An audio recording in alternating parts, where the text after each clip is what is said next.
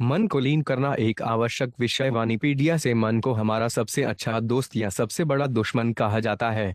जो कुछ भी मन में लीन हो जाता है वे हमारी भावनाओं और कार्यों को निर्देशित करता है और अंततः हमारा अगला जन्म होता है। मन हमें जन्म, मृत्यु, बीमारी और वृद्धावस्था के बार बार वातानुकूलित जीवन की ओर ले जा सकता है, या यह हमें भगवान के चरण कमलों तक ले जा सकता है, उनकी शाश्वत सेवा में संलग्न हो सकता है और उनके आनंदमय आध्यात्मिक निवास में निवास कर सकता है। मन जो इंद्रिय तृप्ति के लिए भौतिक योजना में पूरी तरह से लीन है, पदार्थ के भंवर में डूबा हुआ है, भौतिक शरीर में जकड़ा हुआ है। जो मन कृष्ण के असामान्य कार्यों और उनके भक्तों की गतिविधियों को सुनने और जपने से पूरी तरह से कृष्ण के विचारों में लीन हो जाता है, वह पूर्ण योगी बन जाता है। ध्यान के इस अभ्यास के माध्यम से मृत्यु के समय कृष्ण को याद करने और हमारे आध्यात्मिक शरीर को पुनः प्राप्त करने का पूरा मौका मिलता है। श्रील प्रभुपाद की पुस्तकें, व्याख्यान, वार्तालाप और पत्र इस आवश्यक विषय की एक व्यापक प्रस्तुति प्रदान करते हैं, जैसा कि वानिकोड से जॉर्बिंग द माइंड श्रेणी में देखा गया है। उनकी शिक्षाओं का परिचय निम्नलिखित 8 उदाहरणों में दिया गया है। श्रील प्रभुपाद की शिक्षाओं के उदाहरण। भगवान, हालांकि गोलोक कहे जाने वाले अपने धाम में हमेशा निवास करते हैं, वे सर्वव्यापी ब्रह्म और स्थानीय परमात्मा के साथ साथ अपनी श्रेष्ठ आध्यात्मिक शक्तियों के बल पर हैं। कृष्ण और उनके पूर्ण विस्तार विष्णु की उचित समझ के बिना कोई भी आध्यात्मिक आकाश, वैकुंठ तक नहीं पहुंच सकता है या भगवान के शाश्वत निवास गोलोक वृंदावन में प्रवेश नहीं कर सकता है। इसलिए कृष्ण भावनामृत में कार्य करने वाला व्यक्ति पूर्ण योगी है, क्योंकि उसका मन हमेशा कृष्ण की गतिविधियों में लीन रहता है। भगवद गीता 6.15। सर्वोच्च व्यक्तित्व को कोई भी समझ सकता है क्योंकि वे केवल भक्ति सेवा से है, और जब कोई इस तरह की भक्ति से परम भगवान की पूर्ण चेतना में होता है तो वे भगवान के राज्य में प्रवेश कर सकता है। भगवान के सर्वोच्च व्यक्तित्व व्यक्ति को कृष्ण को समझना होगा। कृष्ण को समझने की प्रक्रिया भक्ति सेवा है। श्रीमद् भागवतम 29 अप्रैल 1976। महाराज परीक्षित अपने मन को पूरी तरह से कृष्ण में लीन करना चाहते थे और कृष्ण की असामान्य गतिविधियों के बारे में सुनकर ही इस तरह की तल्लीनता को प्रभावित किया जा सकता है। उदाहरण के लिए, भगवद गीता में यह कहा गया है कि केवल भगवान कृष्ण के प्रकट होने, गायब होने और गतिविधियों की पारलौकिक प्रकृति को समझकर व्यक्ति तुरंत घर वापस जा सकता है, भगवान के पास वापस आ सकता है और भौतिक अस्तित्व की इस दयनीय स्थिति में कभी वापस नहीं आ सकता है।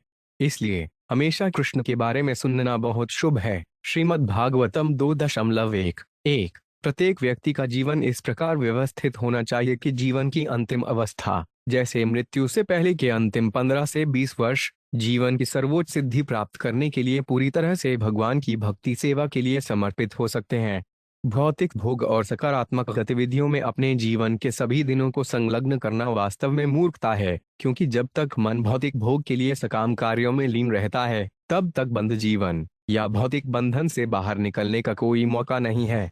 श्रीमद् भागवतम 1.1-5-39। क्योंकि मन पवित्र और अपवित्र गतिविधियों की इच्छाओं में लीन है, यह स्वाभाविक रूप से वासना और क्रोध के परिवर्तनों के अधीन है। इस प्रकार यह भौतिक इंद्रिय तृप्ति के प्रति आकर्षित हो जाता है। दूसरे शब्दों में, मन सतोगुण, रजोगुण और तमोगुण द्वारा संचालित होता है।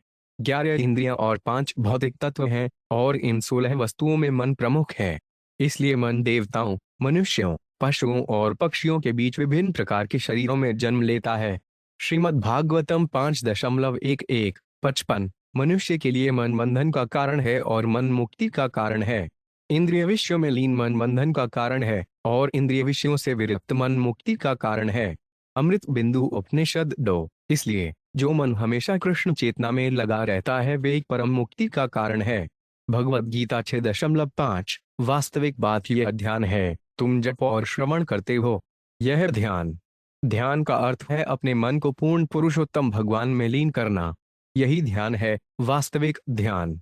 सभी मानक शास्त्रों और योगाभ्यास सूत्र में संपूर्ण उद्देश्य भगवान के परम व्यक्तित्व में अपने मन को केंद्रित करना है। यही समाधि परमानंद कहलाता है। तो इस मंत्रोच्चारण की प्रक्रिया से वे आनंद तुरंत आ जाता है। आप जब शुरू करते हैं और कुछ सेकंड या कुछ मिनटों के लिए सुनते हैं, आप तुरंत परमानंद के मंच पर आ जाते हैं। श्रीमद् भागवतम व्याख्यान 23 जून 1968, मॉन्ट्रियल। यदि हम ऐसा करते हैं तो निस्संदेह हमारा जीवन सफल हो जाता है। लेकिन अगर हम अपने मन को हमेशा भौतिक आनंद के लिए सकाम गतिविधियों में लीन रखते हैं, तो स्वाभाविक रूप से मृत्यु के समय हम ऐसी गतिविधियों के बारे में सोचेंगे और फिर से भौतिक अस्तित्व के 3 गुना दुखों को भोगने के लिए भौतिक बद्ध शरीरों में प्रवेश करने के लिए मजबूर होंगे। इसलिए कृष्ण चेतना में हमेशा लीन रहना वृंदावन के निवासियों का मानक था, जैसा कि महाराज नंद, यशोदा और गोपियों द्वारा प्रदर्शित किया गया था। कृष्ण पुस्तक, अध्याय 46।